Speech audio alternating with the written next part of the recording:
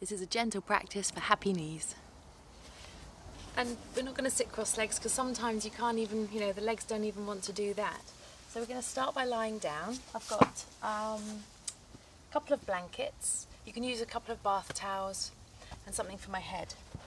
So we want to keep the legs nice and comfortable. So you're going to lie down on your back like this.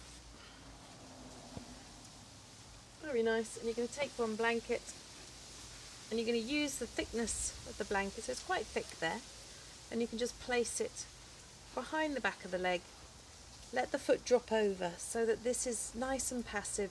You look, my foot is soft also, and then you can just draw the leg in. So I'm not claiming that this is my own invention at all.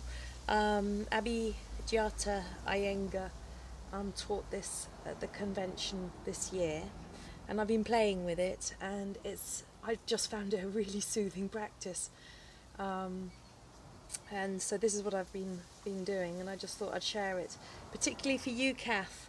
So if you're in a class with me right now, I'd say, I've got the very practice that we can do. Okay, so when we pull with our hands, often we can be quite aggressive, but here, just holding the blanket can make the action a little bit softer. And we're trying to soften sort of the ligaments at the back of the knee and the softness through here. It also helps the hamstrings, because it's not just the hamstrings that need to learn to sort of lengthen. They need to learn to soften. So we've done one side, so just lift the leg up and change legs. And you can compare. You might have a good leg with a bad leg. So just allow yourself to find that place where there's an element of comfort. Now you might find that having the blanket just with a little tiny edge of a roll to allow that area to open just a little bit more. A few breaths here. Relax the shoulders and make sure that the face, the neck, the breath is completely released. So the breath is nice and whole, it's going into the abdomen, you're not tensing the jaw, you're not putting any tension in where there shouldn't be, so that then your brain can pay attention to the sense of release.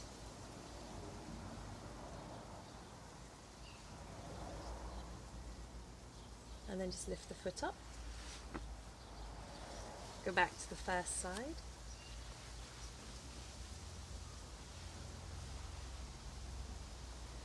And what's interesting is when you start to play with the leg, you might find actually that supporting the leg there brings a greater stretch or greater width to the hamstring, and the action of gravity on the foot helps as well. So we have all these different ways of holding the body. Now if you are doing that, just check that the hip flexors aren't holding, so there's not tension coming on the inner thigh. And you're holding it from the leg, so you're holding the leg with the blanket. Picture now, if you pull the blanket more on the mid thigh, on this section here, you'll feel that the hamstring will spread. Keep the abdomen quiet, and then release. Second side. Let the leg go over, so you can see, I'm hoping you can see that you've got these ligaments, these stringy bits in the back of the leg. You want the blanket up against there, and then the foot just curls over like that. And you can just hold it, and you'll know, you might go, oh, that's just what it needs. So remember, this is self-care. You're not forcing the leg to do anything. You're allowing the body to give you feedback. So your body will tell you what feels right for today. And for today, for me, I'm liking the mid hamstring widening, the hamstrings at the back of the leg. A couple of breaths.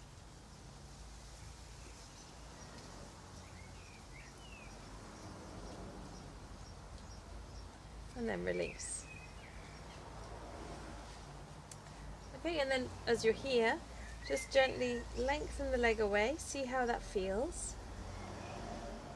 Just one leg bent, one leg straight, and then bring it back up. Second side. And then bring it back up, okay? And so the next thing that we're going to do is we're going to do Vrikshasana. So Vrikshasan's tree pose, it's lying down tree pose. So if you take your blanket and just place it, so it's going to come alongside the thigh, okay? And then you take your other blanket, oh, this is the heavy one, I should do it the other way around. This is my thicker blanket of the two. So I'm going to use that one underneath. And it depends on, you know, how the leg is. You can have a bolster here even. So if I turn this into a bolster, so you can either put it in right next to the thigh so it supports the foot, or if you know that your legs don't, the inner muscles here don't like the stretch so much, these are your adductors, then you might want to just have this out a little bit wider, or a bolster. Yeah, so you've then got that support. But for the knee, we need to put the blanket in the back again. So we're here, the leg is curled over, and I can hold the leg and just let the foot come into that pose. Yeah, so now I'm going to let the foot, I'm going to lengthen to the heel, but soften the sole of the foot. I'm going to keep this leg straight, and I really enjoy having the arms out with this movement, because you've then got this feeling of space that's coming this way. So you can feel, as that leg is bent, you can feel, so I've got my left leg bent, I can feel that my navel is wanting to travel towards the left. So I have to just start to bring the awareness back towards the right side of the body too. You can have the fingers, the palms relaxed. Or if you're feeling like you're going to fall asleep there, then stretch the fingers out just to keep you a little bit more alert. But if you think about Baddha Konasana, when we do that pose, often we'll have the hands, the arms released. Okay, don't hold for too long. So then you can just take the blanket, bring the leg back up again, or just use this lower arm to press the outer thigh up and bend up that right leg.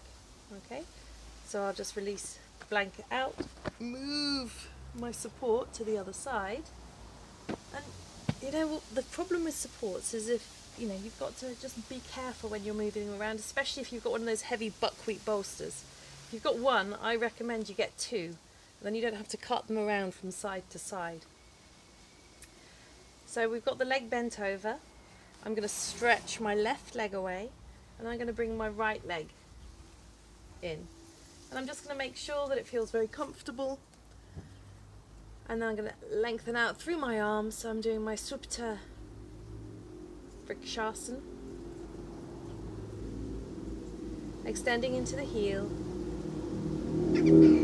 Breathing. Feeling again that the breath is moving towards, so balancing the breath out so it also feels like it's travelling towards the straight leg side of the pose.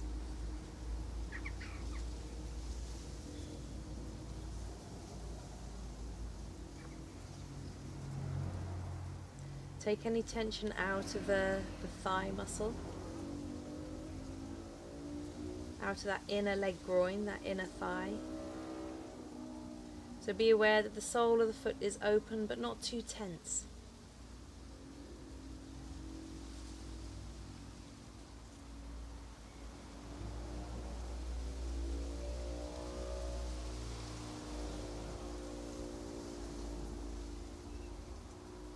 And we just give it a little bit of time there. So when there's any kind of healing process that's needed, or there's a lengthening process that's required, or a letting go, we actually have to allow Mother Nature to take its course. We can't force it to happen. We actually have to let go of the tension, and then we have to allow the body to mould itself to what we're asking it to do, especially as the body starts to get a little bit older. Okay? So when you're ready, bringing my hand underneath the back of the knee, I'm going to grab the blanket and raise the leg up, bend up the straight leg, And then it's up to you. If you really like that and you want to do that the second time, then you can. Yeah, and you can just pause this, go second side, and then we'll start again with Baddha Konasana. Now Baddha Konasana is a little bit trickier because we want to get a blanket in both sides. So I'm just going to allow this to happen here. And you have to kind of actively draw the leg up.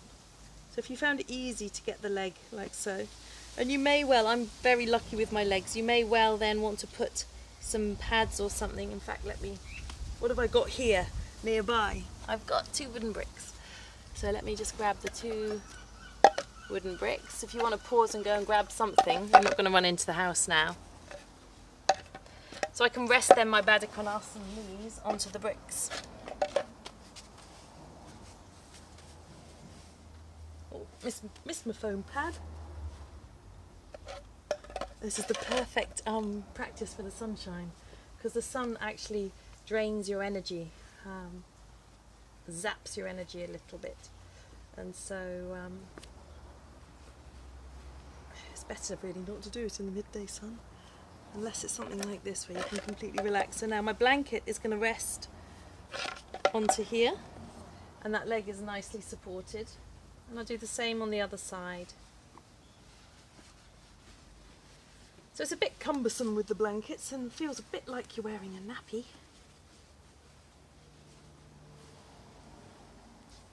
Just allow those feet to come together, and I'll put that block in on the other side.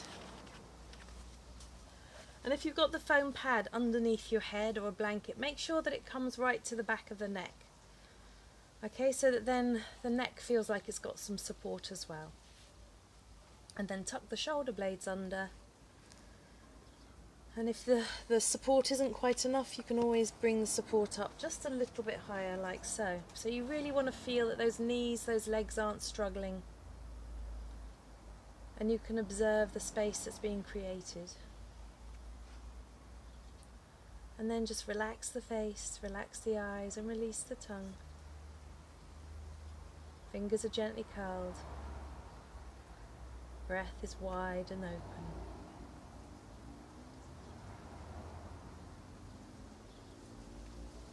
And in a way, this is a lovely little practice if you're feeling, if it's the time of the month or whatever, and you just want to bring a deeper release to this space, then Baddha Konasana is, I think, just the pose to go to. My son used to call it the diamond leg pose. That's how he remembered it, because the legs form a diamond.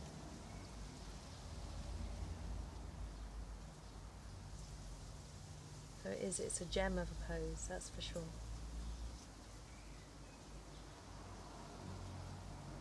And now, the mind is an important tool in the yogi's toolbox. And there's 2 things you can do here. You can just relax completely and focus on the release. You can take your brain, your mind, into the area that's around the blanket and the feet, and you can just observe the release there and breathe your awareness down to that place. So as you breathe in, just take your mind there, and as you breathe out, let go of any tension. Picture the tension just releasing, letting go completely. And we'll just have a minute here where you can absorb the mind into that area. So just breathe into that space.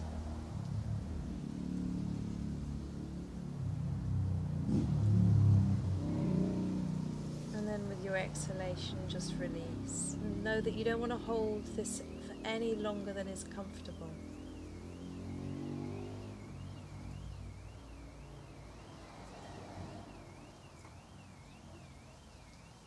Just a few more breaths.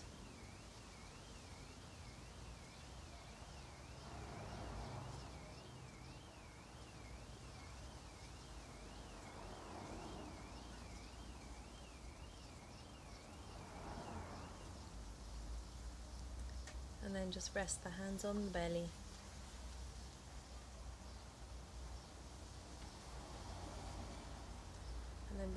into the backs of the thighs and hold onto those blankets either side. Roll the feet in. Move the blocks to one side or the foam pads.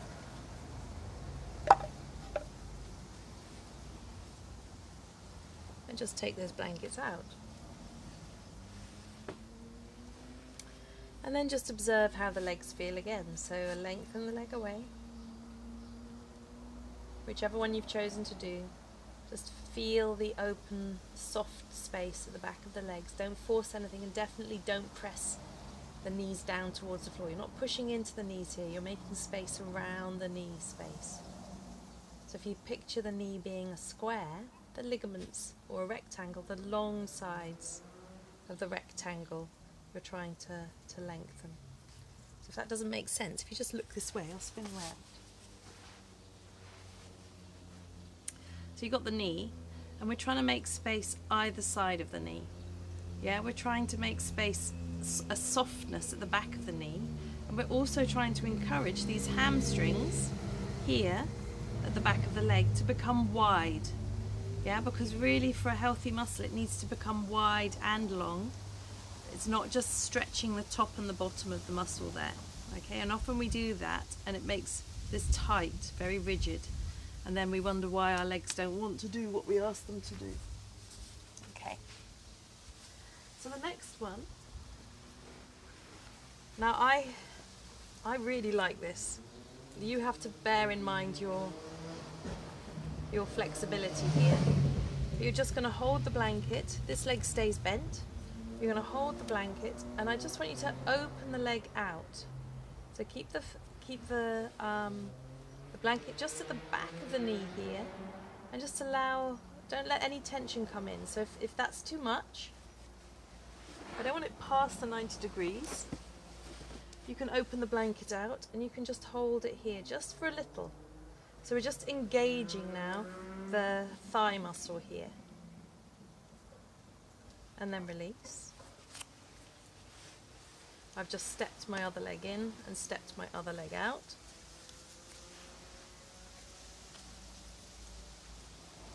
Okay, and then just open up the back of the leg there. We're not forcing anything.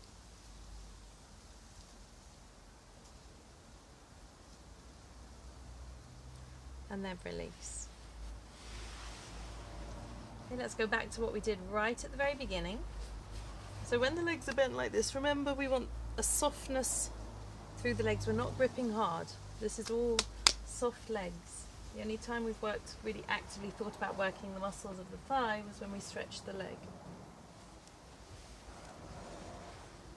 So let's just fold this up. So I've got a little bit of a bigger fold now.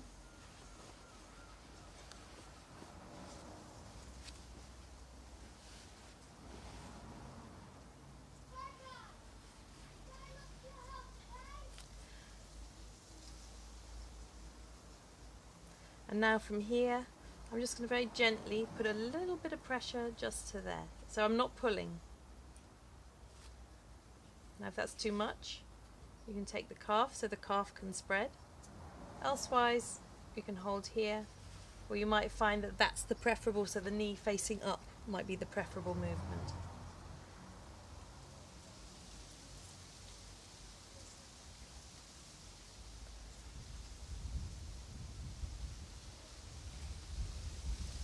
I'm going to finish by pulling the knee in and then release, change sides. So I've hooked the blanket up to those knee ligaments and I've just let the leg fold over, and because of the nature of the blanket here, you should find that the calf has naturally softened, and you can then again just pull that knee in. Or for me, I'm actually really enjoying having the knee pointing straight up. So you decide, try both and see which one suits you today, because today will be different from yesterday and will be different to tomorrow. So it depends what you've been up to, depends how you're feeling. And I'm just going to gently pull it in just a little bit tighter, and again just interlace the fingers. So it's just the weight of my arms drawing the knee in. And if that's too much, if you feel that that's really pulling on the top of the knee there, you can widen the calf muscle, so you'll feel there's a bit of, you've got the shin bone here and then the calf muscle comes a little fatter either side. So you can just allow the fingers just to pressurize that, or you can go back to holding the blanket.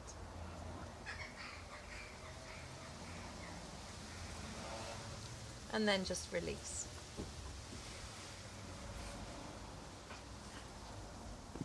Okay, and then from here we've got Viparita Karani. So you turn around and you take your legs up the wall. I'm hoping I'll still be in range. You still hear my voice. Now if your legs are tight, you might well find having a chair, so pretend there's an invisible chair here, but putting your calves onto the back of a chair, you might find that super helpful, because again that releases through the calf muscle. If you can see, my calf muscle is nice and soft. I'll show you this one. This calf muscle is nice and soft also, yeah? So it's all been giving, and what we don't want to do is to bring any action into the leg that's too much. Okay, but to finish off the practice, I'd like to take my legs up the wall, because you have sort of moved stuff around. So here I'm not forcing my legs to go completely straight, but again, if they wish, they can. So it's whatever feels right for you. I suggest if they don't comfortably go up straight, that you don't force it.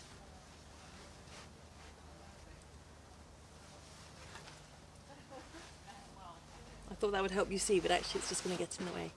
So I've just got my legs up, and I'm going to take my arms over.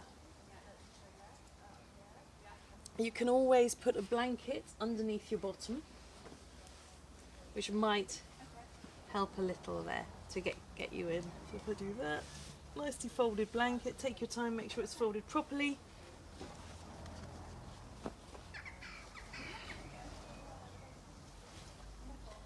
And then you're letting just the legs release down. So in this case, we're not over. I don't want you to stretch the toes like crazy.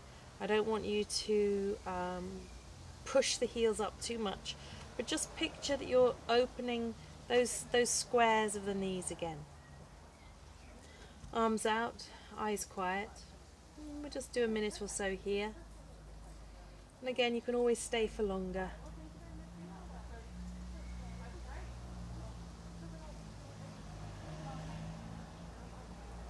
Relax the eyes, release the tongue.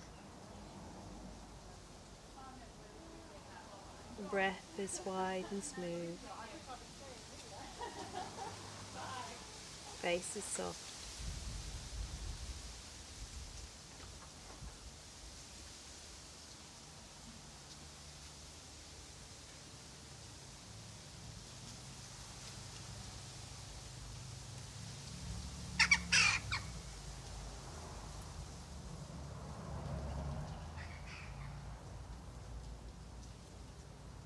So I've stopped talking because I've just completely indulged myself in the posture.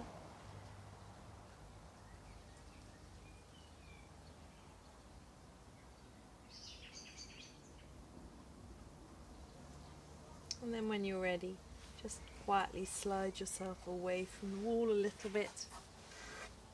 Roll onto your side and sit yourself up. Now I don't know whether I've told you about the day that I got hit by the badger. A badger, the animal, it just so happened her friend's dog scared it, and we were walking along a very narrow footpath, and the badger had nowhere to go except through my legs, and it knocked my knees way past where they should have been. They're solid creatures, and I found this super helpful, and I couldn't believe that just this little bit of extra support underneath the back of the knees could help my shavasana so much. So sometimes we can't let the legs go just because they're just held in a holding pattern, I presume is probably the best way to explain it. So you have to make sure that the support is actually going to support where your legs are, okay? So my back, so my legs are here, You may want more, you may want less. All right, and then you just bend your legs up and allow yourself to come down. Bearing in mind that you've got the right support for your head, and you can always wriggle in just a little bit. So you know roughly that's where they're going to land. And if your calves feel like they're dangling, yeah, mine feel like they're dangling, so there's some support underneath the backs of the legs, but my calves I'd like to support as well. So I'm just going to bend up the legs again, roll them to the side, and just fold this one back a little, and hopefully that'll be enough support. So it's, you get to know your props and you get to know what works. So there, now that looks like that's a good load of support for my legs, yeah, and the calves feel very comfortable. So I now bend up the legs, I'll roll down, lengthening my spine vertebrae by vertebrae, and then just check, might need to wriggle down a little bit. You might need to get up and adjust again. If I was going to be super fussy, go on then, I'll be super fussy. I'd make this one just that little bit higher. And then, yeah, there we go. Allow my legs to rest there. So much better that you make sure that you're comfortable. Now if you get here and your back isn't comfortable, I suggest you bend up the legs and lengthen from the back of the waist towards the buttocks. So you feel like you're creating that length, and then just slide the legs away. Because if you've just lifted your head up, you might have just changed the tissues through the back of the body. Now make sure that as you let the legs go, that they feel entirely comfortable. We'll start just with a little bit of the toes up and the thighs facing up, and just feel that you're extending the heels just a little bit more, and then allow the legs to roll out to the side. Check your comfort. If you need to adjust anything, adjust anything. Collarbones broad, abdominal area soft, and then let yourself release completely. Picture the width of the calves, the softness in the backs of the knees, and the softness of the thighs and the hamstrings.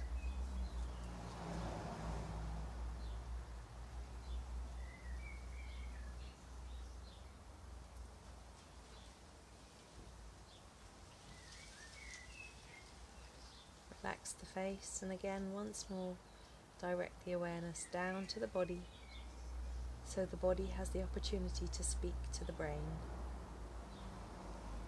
And any discomforts, address them with the intelligence of the mind. So it really is a thoughtful practice, and the practice should be thoughtful, caring and considerate the whole time.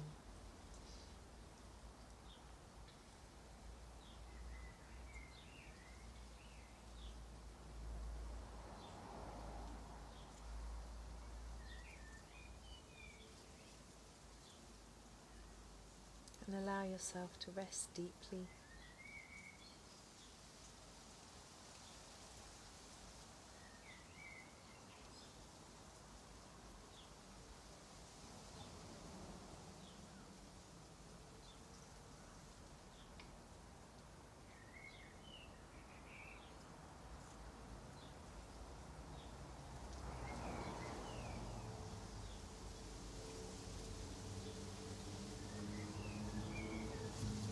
When you're ready to get up, hands to the abdomen.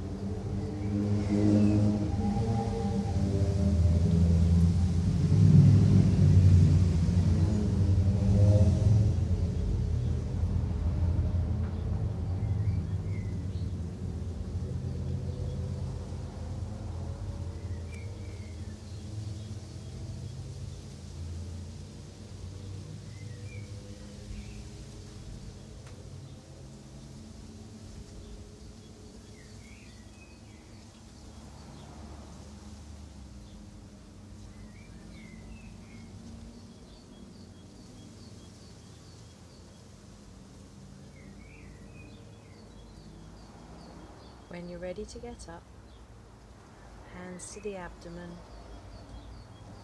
One at a time, roll those thighs in and bend up the legs. Now be really gentle with your legs. Rest there for a moment. Roll over to your right side. Stay there as long as you wish, and then you can sit up.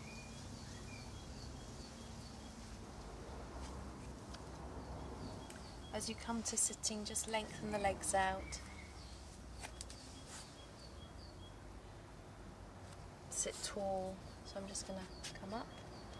I'm going to sit, and because I know I'm happy to have the crossed legs, I'm going to cross the legs.